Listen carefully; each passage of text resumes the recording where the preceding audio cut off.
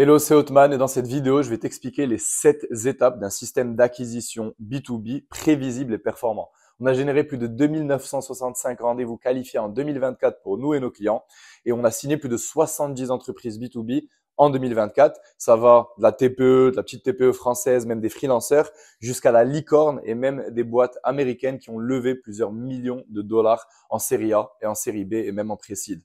Donc si tu regardes cette vidéo et que tu n'as pas déjà généré des centaines de rendez-vous pour ton entreprise, eh bien, tu vas probablement apprendre une chose ou deux utiles. Moi, ma promesse dans cette vidéo, c'est d'essayer de te donner un maximum de choses actionnables en le moins de temps possible. Donc, sans plus attendre, rentrons dans le vif du sujet. La toute première chose, c'est d'avoir un seul canal lorsqu'on démarre. Le gros problème aujourd'hui, c'est que on entend plein de choses sur Internet. La pub, c'est le secret de la croissance. LinkedIn, c'est le secret. Le cold email, comme moi j'en parle beaucoup sur la chaîne, c'est le secret. Maintenant, c'est YouTube le secret. Et le problème, c'est que la majorité des personnes que je vois se lancent sur plein de canaux différents, testent le cold email pendant 2 semaines, testent YouTube pendant 10 jours et après se demandent pourquoi il n'y a rien qui fonctionne alors qu'ils n'ont jamais été constants pendant assez longtemps. La bonne nouvelle, c'est que tout fonctionne. Le cold email fonctionne, LinkedIn fonctionne, le cold calling fonctionne, la publicité fonctionne, mais ça fonctionne que si vous donnez du temps à ces choses, que vous testez parce que chacune des entreprises qu'on accompagne a des avatars clients différents, des propositions de valeur différentes, et donc il faut tester des choses. Et tant que vous n'aurez pas testé un maximum de choses sur votre industrie, eh bien, vous ne serez pas capable de faire fonctionner ces canaux-là. De plus, si jamais vous vous retrouvez à avoir plusieurs canaux, nous, ce qui arrive aujourd'hui chez Scalebametrics, donc pour vous donner une idée, on génère à peu près une quinzaine de rendez-vous par semaine pour mon offre actuellement. On a du cold email, on a du LinkedIn, on a du YouTube. On a aussi d'autres canaux de temps en temps qui fonctionnent. Mais ça, c'est nos canaux principaux. Le problème quand tu as des canaux qui sont complètement différents, c'est que l'avatar client, la personne que tu as en sales call est souvent différente. On n'a pas les mêmes personnes lorsqu'ils viennent de YouTube ou de LinkedIn ou du cold email. Ce qui fait que le process de vente, les offres qu'on a à proposer, la manière de closer les deals est complexe vu qu'elle est différente pour chacun de ces canaux. Eh bien, pour toi aujourd'hui, si à chaque fois que tu prends un rendez-vous, tu as quelqu'un de différent, qui a des problématiques différentes et que tu te retrouves à vendre une offre légèrement différente à chaque fois, eh bien, c'est normal que tu as du mal à scaler. C'est normal que tu as du mal à pricer tes services et tes offres premium, high ticket, c'est-à-dire 3, 4, 5, 6 000 euros, 10 000 euros pour démarrer. Et c'est normal qu'on te compare à toute la compétition sur ton marché parce que tu n'es pas vu aux yeux de ton marché comme un spécialiste. Et une des meilleures façons de contourner ce problème, c'est d'utiliser un seul canal d'acquisition, tester jusqu'à ce que tu trouves quelque chose qui fonctionne, avoir un sales process qui fonctionne pour toujours avoir la même personne au téléphone avec le même problème qui cherche la même solution.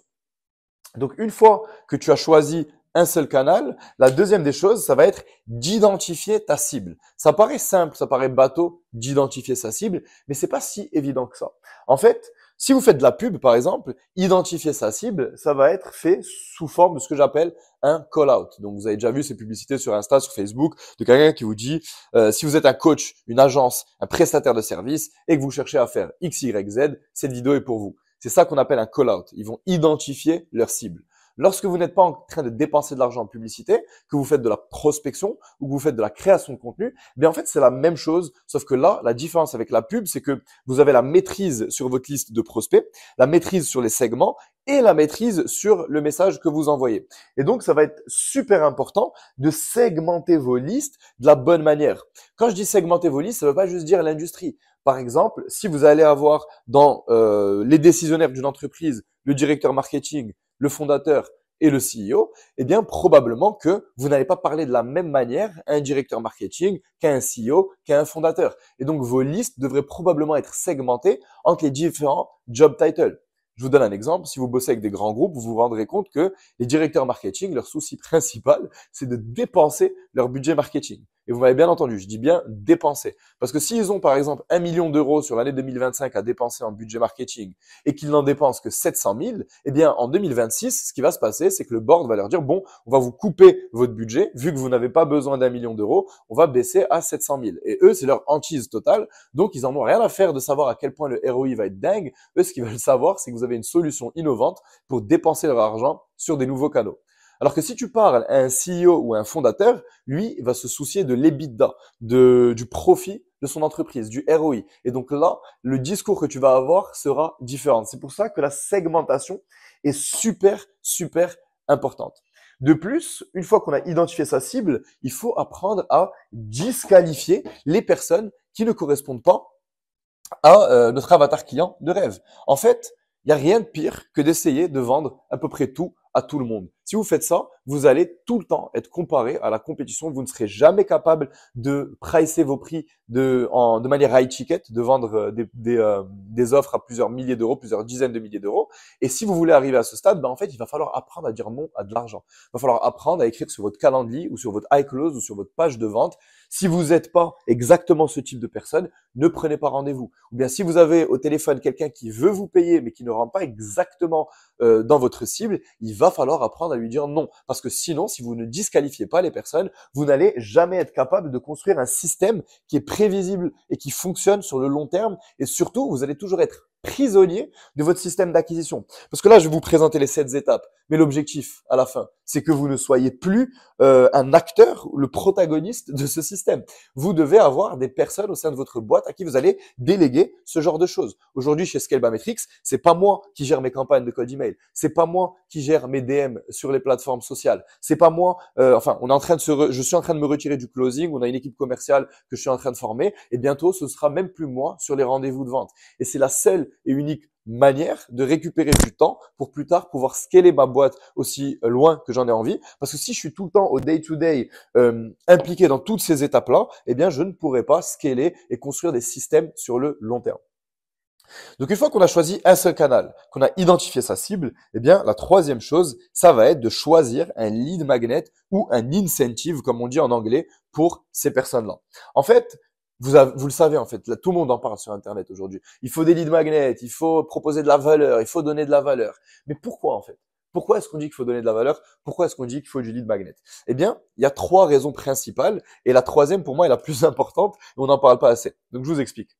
La raison numéro 1, c'est simple, c'est que ça va augmenter votre taux de réponse. Si vous proposez quelque chose qui a réellement de la valeur et que les personnes en ont réellement envie, eh bien, ce qui va se passer, c'est qu'il y aura plus de personnes qui vont vous répondre et donc probablement plus de personnes qui vont prendre rendez-vous avec vous. Maintenant, une fois que vous avez plus de personnes qui répondent et qui prennent rendez-vous, vous allez jouer sur ce qu'on appelle le biais de réciprocité. Les humains, on aime bien rendre l'appareil aux personnes qui nous ont aidés.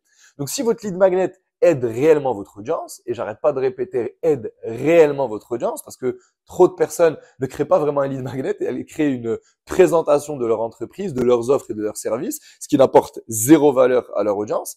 Eh bien, si au contraire vous apportez réellement de la valeur, la personne aura un sentiment de réciprocité qui va se créer. Elle voudra vous rendre l'appareil. Elle voudra travailler avec vous plutôt qu'une autre personne. J'ai des gens aujourd'hui qui m'envoient des messages et qui me disent « Salut Otman, c'est quoi les outils que tu recommandes? Je vais utiliser tes liens affiliés pour te faire gagner de l'argent, pour te remercier des vidéos que tu as postées sur Internet. » Donc ces personnes elles vont perdre du temps. Elles savent qu'elles n'ont pas forcément les moyens de me payer pour mes services, mais elles vont vraiment essayer de me rendre service un maximum pour pouvoir me rendre l'appareil juste parce que je leur ai donné de la valeur sur mes vidéos et sur mon content. Donc, la troisième des choses qui pour moi est la plus importante, c'est le pre-frame. Pre-frame. Donc, en fait, c'est quoi le pre-frame? C'est lorsque vous avez quelqu'un qui arrive en rendez-vous de vente et qui vient vous parler, c'est son conditionnement psychologique avant d'avoir pris ce rendez-vous de vente. Beaucoup de personnes n'arrivent pas à faire ce qu'on appelle un one call close, donc closer des personnes en un seul appel de vente, et ils ont besoin de plusieurs rendez-vous parce qu'il n'y a eu aucun framing, aucun conditionnement psychologique de leur prospect avant le rendez-vous.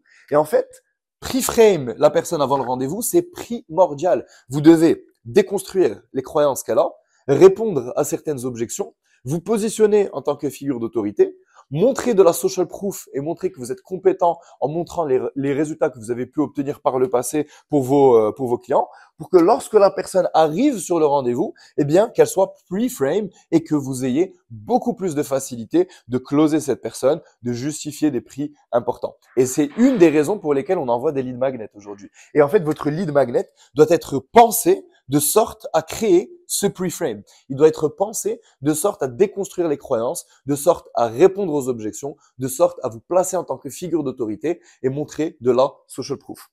Donc le quatrième point, ça va être le copywriting et l'A/B testing. Alors l'A/B testing, je pense que la majorité d'entre vous le savent déjà, vous le savez déjà, vous n'allez pas réussir du jour au lendemain, dès la première campagne que vous allez lancer, en un claquement de doigts, à trouver quelque chose qui fonctionne et qui résonne forcément avec votre marché.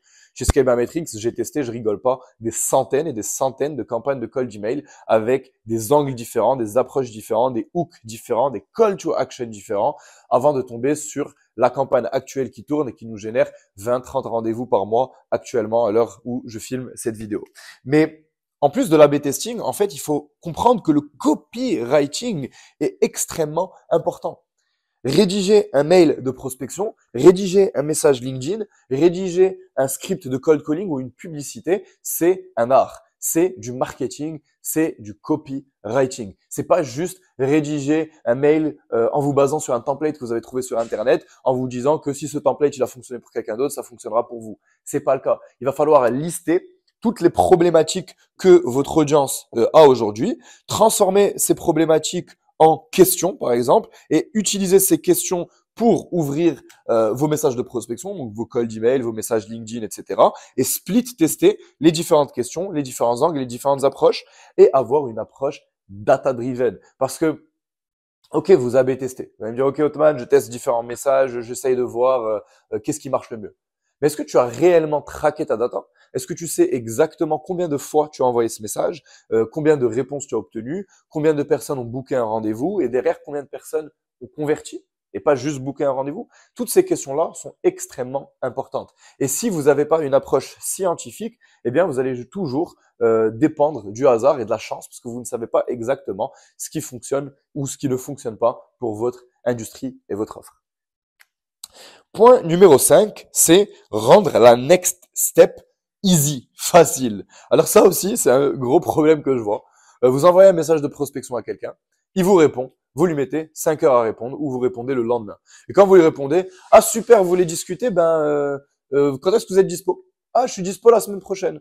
Ah, tenez mon calendrier, booker un rendez-vous dans mon calendrier. Ça marche pas comme ça. Vous êtes en train d'essayer de vendre quelque chose à quelqu'un. On doit battre le fer tant qu'il est chaud. Lorsque quelqu'un vous répond, vous devez être le plus proche d'une réponse instantanée que possible. C'est pour ça que mes setters aujourd'hui est ce qu'on appelle notre inbox manager. Donc en gros, c'est juste une personne qui répond aux messages de nos cold email. Leur KPI, c'est de répondre en moins de 15 minutes. En vrai, on essaie de placer la barre encore plus haute, c'est-à-dire de répondre en moins de 5 minutes à nos prospects.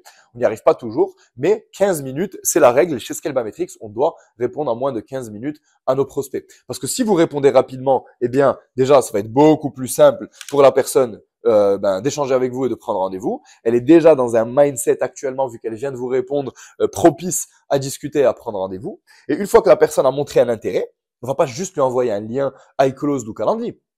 On va lui dire, je suis disponible à l'heure 1, à l'heure 2, à l'heure 3, à l'heure 4, jour X, jour Y, jour Z. Et si aucun de ces jours ne vous convient, voici mon calendrier. Et si vous préférez, vous pouvez m'envoyer votre calendrier à la place. Et là, la personne, c'est hyper simple pour elle. Ah ok, je suis dispo mardi 13h. Ben génial, c'est mon setter qui va créer l'événement et lui envoyer une invitation. Ah, je suis dispo à aucune de ces heures-là, mais voici mon calendrier. Ok, super. C'est nous qui allons booker dans le calendrier de notre prospect parce que on veut que ce soit le plus facile possible. On veut que ce soit easy as easy as possible. Et donc, aujourd'hui, je vous invite à vous demander, est-ce que c'est facile pour vos prospects de prendre rendez-vous avec vous? Est-ce que vous leur rendez la tâche effortless en anglais, donc le plus simple possible pour que le process avance et qu'on prenne rendez-vous avec vous, avec vos équipes. Maintenant, passons à la 6e étape qui est avoir un sales process. Un sales process, ce n'est pas un script de vente. Un sales process, ça veut pas dire je fais un two call close, je prends un R1 puis je prends un R2. Un sales process, c'est tout ce qui se passe à partir du moment où la personne a booké le rendez-vous jusqu'au moment où la personne a été onboardée et officiellement un client au sein de votre agence ou de votre entreprise, qu'elle a payé et signé le contrat. Alors, lorsque l'on crée un sales process, encore une fois, on va repenser à cette fameuse notion de pre-frame. Il va falloir conditionner vos prospects. Et donc, chez Scalemametrics, aujourd'hui, lorsque quelqu'un book un rendez-vous avec nous, il y a plusieurs choses qui vont se passer. Il va falloir qu'on leur envoie de la social proof, il va falloir qu'on leur envoie des rappels et il va falloir, encore une fois, leur envoyer encore plus de lead magnet et d'assets de marketing pour créer ce fameux pre-frame. Vous pouvez facilement créer aujourd'hui avec des automatisations Calendly, iClose, etc. des emails automatisés pour que lorsque quelqu'un book un rendez-vous, eh bien, vous lui envoyez des mails et des messages sur différentes plateformes pour lui donner de l'information complémentaire. Imaginez ces deux cas. Cas numéro un, on a quelqu'un qui a reçu, je sais pas, un message LinkedIn de ma part, me connaît pas, et je lui propose de prendre un rendez-vous. Il dit OK et il book un call. J'essaye de parler en 30-45 minutes à cette personne et j'essaye de lui vendre une offre à 10 000 euros sur les 6 prochains mois. À quel point vous pensez que j'ai des chances de signer le deal et de concrétiser la vente? La réalité, c'est que même si je suis le meilleur vendeur du monde, j'ai très peu de chances de signer ce deal, vu que la personne ne me connaît pas, on n'a pas vraiment creusé ses problématiques, elle n'a pas vu la social proof, etc. Par contre, imaginez maintenant quelqu'un qui reçoit un message LinkedIn. Ensuite, on lui envoie un lead magnet. Dans ce lead magnet, elle voit les résultats qu'on a pu obtenir, on répond à des objections, on déconstruit des croyances. On préqualifie la personne et on lui dit « Ok, super, vous avez cette problématique, on vous propose un rendez-vous pour voir si on peut régler cette problématique. » La personne prend rendez-vous, elle commence à recevoir les interviews clients et toute la social proof liée à notre offre. Elle commence à recevoir encore plus de lead magnet et des rappels pour lui dire « Attention de bien arriver sur le rendez-vous dans un endroit calme, à l'heure, avec 45 minutes devant vous pour qu'on ait une conversation productive. » La différence entre la première chose et cette deuxième chose que je viens de vous expliquer, c'est pas du simple au double. On parle de faire x10 sur vos résultats en vente. On parle d'avoir des personnes en rendez-vous qui vous connaissent pas, qui sont hyper sceptiques, à des gens qui sont là juste pour savoir si ça va être cohérent et ça va s'appliquer à leur situation spécifique. Ils sont prêts à sortir la carte de crédit et le chéquier et vous payer pour commencer le travail avec vous. Et une fois qu'on a un sales process clair, le 7e point, c'est avoir un closing process clair. Et pourquoi on veut avoir un closing process clair? Et quand je dis un closing process, ben cette fois, c'est là, on va parler de script de vente, de pitch, de traitement des objections processées, donc avec un système. C'est parce que sur le long terme, vous avez envie de déléguer. Si vous, en tant que fondateur, vous me dites, ouais, Otman, moi, je suis super bon vendeur, je close à 50%, 60% tous les deals, ok, top. Mais demain, si tu veux recruter un closer ou un commercial, est-ce qu'il va être capable de signer à 50-60%? Est-ce qu'il a l'autorité que toi, en tant que fondateur, tu as? Est-ce qu'il a la compréhension de ton offre et des problématiques de ta cible, de tout ce qui a été envoyé dans les lead magnets nécessaires pour pouvoir closer à un taux convenable? Et la réponse, c'est probablement non. Et donc oui, même si en tant que fondateur, tu n'as pas besoin d'un process clair pour closer tes deals, il est important d'en créer un parce que derrière, quand tu voudras déléguer, eh bien, tu pourras prendre un closer ou un commercial bon, tu n'auras pas besoin d'une star de la vente, que tu vas mettre à l'intérieur de ton système et de manière générale, tu auras des personnes qui pourront closer à 20% ou 30% des calls qui seront bookés sur leur calendrier. Même si toi, tu closes à 40, 50, 60%, eh bien, on s'en fout que la personne, elle close qu'à 30 ou 20% parce que toi, tu ne peux pas prendre plus de 20 rendez-vous peut-être par semaine, alors qu'une équipe commerciale, elle pourra prendre 200 rendez-vous par semaine. Et c'est ça, la beauté d'avoir des équipes et de pouvoir déléguer. Maintenant qu'on a parlé des 7 étapes d'acquisition B2B, si on prend un peu de recul, il faut comprendre que, au final, un système d'acquisition prévisible en B2B, ce n'est rien d'autre que avoir une source de trafic, un mécanisme de pre-frame et un mécanisme de conversion. Rien de plus. En fait, c'est trouver une façon de contacter les personnes qui rentrent exactement dans votre cible, leur envoyer à travers un process de vente, à travers votre contenu, à travers toutes ces choses-là, de l'information qui va permettre de déconstruire leurs croyances, de les amener à un stade où ils ont envie de travailler avec vous, et un mécanisme de conversion qui va être en général un appel de vente ou un webinaire ou une page de vente, quelque chose de ce style. Mais tant qu'en fait, vous n'allez pas prendre du recul, vous n'allez pas comprendre que vous avez besoin d'une seule source de trafic pour commencer et d'avoir ces méthodes de pre-frame avec un mécanisme de conversion que vous allez pouvoir déléguer à un moment ou à un autre, eh bien, vous allez galérer à scaler votre acquisition. Et avant, il faut comprendre que c'était simple parce qu'il suffisait de générer un lead, la personne prenait un call et vous pouviez closer cette personne. Mais aujourd'hui, on est dans une récession de la confiance. Depuis qu'Alex Hormozy, l'entrepreneur américain, a rédigé le livre 100 Million Dollar Offers, eh bien, tout le monde commence à faire des promesses rocambolesques. Vous avez entendu sur Internet des gens qui se lancent et qui commencent à promettre la lune en 2 semaines, où je vous rembourse et je vous envoie un chéquier de 2000 euros et toutes ces choses-là. Eh bien, à cause de ces offres qui sont soi-disant no-brainer, maintenant, les clients, les prospects ne font plus confiance aux promesses et ont envie de voir des choses concrètes. C'est pour ça que lorsque quelqu'un devient un lead, avant de décider de prendre un rendez-vous, il va vous chercher sur Internet, il va consommer votre contenu, il regardera vos vidéos YouTube, votre page Instagram, votre LinkedIn. Et une fois qu'il aura pris assez de valeur et qu'il sera décidé que c'est le bon moment, il prendra rendez-vous avec vous. Si vous avez les bons mécanismes et le bon sales process, peut-être que vous serez en mesure de le closer ici. Mais généralement, ce qui va se passer, c'est que cette personne va booker un second rendez-vous et entre le R1 et le R2, elle va aller voir votre social proof, vos études de cas et se renseigner sur vous. Et en fait, ce deuxième appel, en réalité, ce que ça devient, c'est un appel de collecte de paiement parce que la personne va prendre sa décision ici et elle va venir au rendez-vous que si elle décide que bosser avec vous est la bonne solution. Si elle se rend compte qu'elle ne veut pas travailler avec vous, eh bien, elle va probablement vous ghoster et même pas se présenter en R2.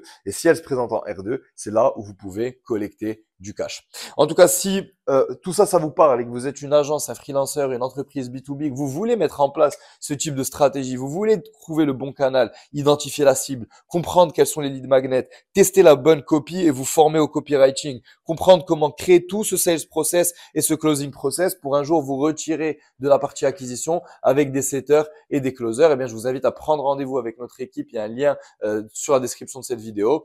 Je vous rassure, ça ne vous engage à rien. On va créer une roadmap ensemble, personnalisée à votre business. Et on vous expliquera comment on peut vous accompagner peut-être à mettre en place cette roadmap. Au pire des cas, vous prenez la roadmap et vous la mettez en place par vous-même. Vous avez aussi un groupe school dans la description. C'est 100% gratuit. Il y a une vraie formation dans ce groupe school. C'est pas juste pour essayer de vous vendre quelque chose. Je donne énormément de valeur. Vous pouvez aussi faire des workshops avec moi et m'envoyer des DM sur School. Si vous avez des questions spécifiques, c'est moi qui y réponds. C'est pas mon setter.